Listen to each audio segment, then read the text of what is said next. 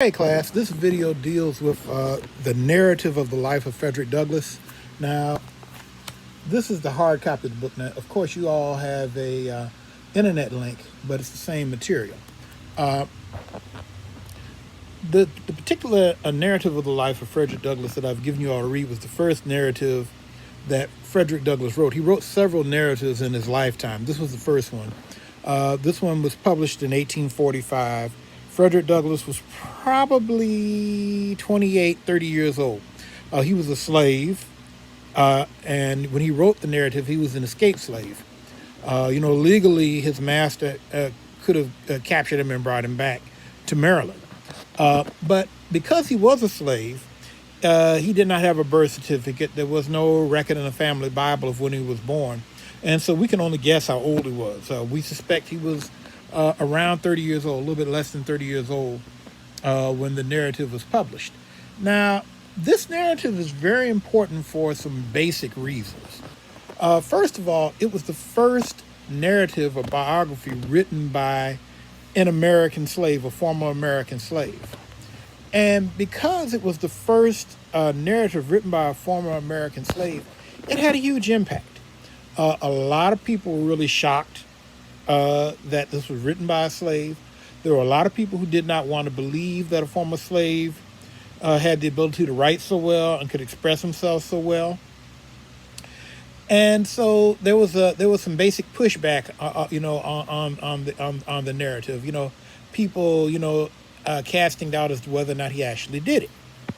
Now, that aside, the narrative of Frederick Douglass's narrative was very important because it really explained the nature of slavery to people who did not own slaves, people who lived in parts of the country where slavery was no longer an institution.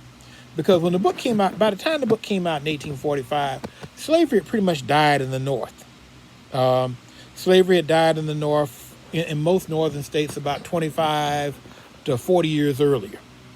And so, if you were a younger person, a middle-aged person in the North, or even if you were probably on the old side of middle age, if you lived in the North and did not have much dealings in the South, then you would not have known firsthand very much about how slavery worked.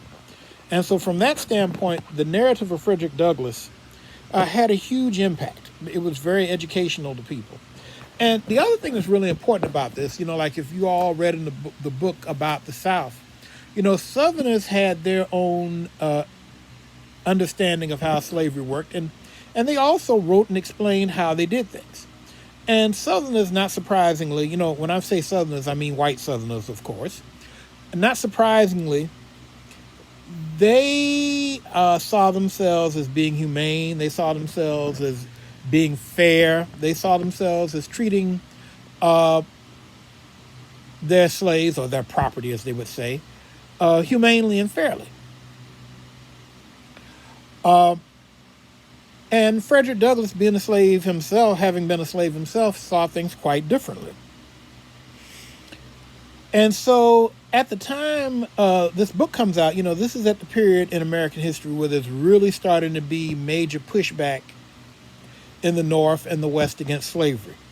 And so Frederick Douglass's, really detailed description of how he was treated, of how he came up in the slave system, had a really big impact on politics and the way people understood things, and of course had a huge impact on both the abolition movement and there was also a great deal of reaction on the part of slave owners. So, we cannot underestimate how big the narrative of Frederick Douglass was in terms of American history when it came onto the scene in 1845. Because, just in perspective, this is only 16 years before the Civil War starts. And so you can argue that the narrative of the life of Frederick Douglass is one of the matches that helps light the fire that becomes the American or the U.S. Civil War. Well, let's get into some more detail about Frederick Douglass. Now, one of the first things to understand about Frederick Douglass is that Frederick Douglass was a slave in Maryland. Now, Maryland is a state nowadays a lot of people don't really think of Maryland as a southern state.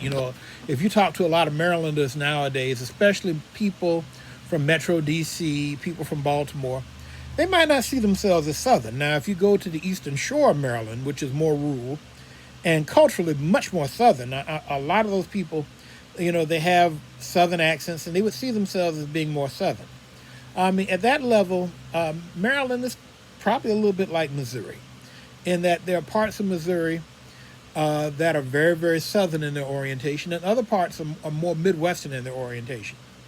But the difference between Maryland and Missouri is that Maryland always had a much larger percentage of African Americans overall, and definitely had a much larger slave population. Now, part of this has to do with just simple geography. I mean, Maryland was, a lot of Maryland is on the northern shore of the Chesapeake Bay. And the Chesapeake Bay area, going back to 1619, this was the area where slavery first began in the United States.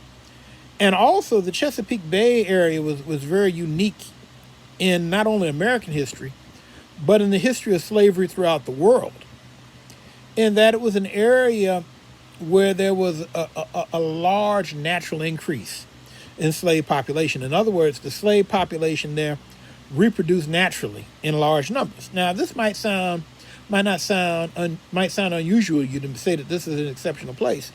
But if you think about slavery, slavery is not an institution that lends itself to natural reproduction. I mean, the goal of owning slaves is that slaves work and produce a profit. And this became much more important as cotton in particular began to dominate the economy of the South, from about 1810 onwards. Now, Maryland was not in this picture because Maryland was too far north for cotton. Tobacco had been a thing in Maryland, but Maryland was too far north to be a cotton producer of any significance. However, Maryland as well as Virginia really became important states when it came to the export of slaves into the western parts of the American South. I mean, almost every African American who has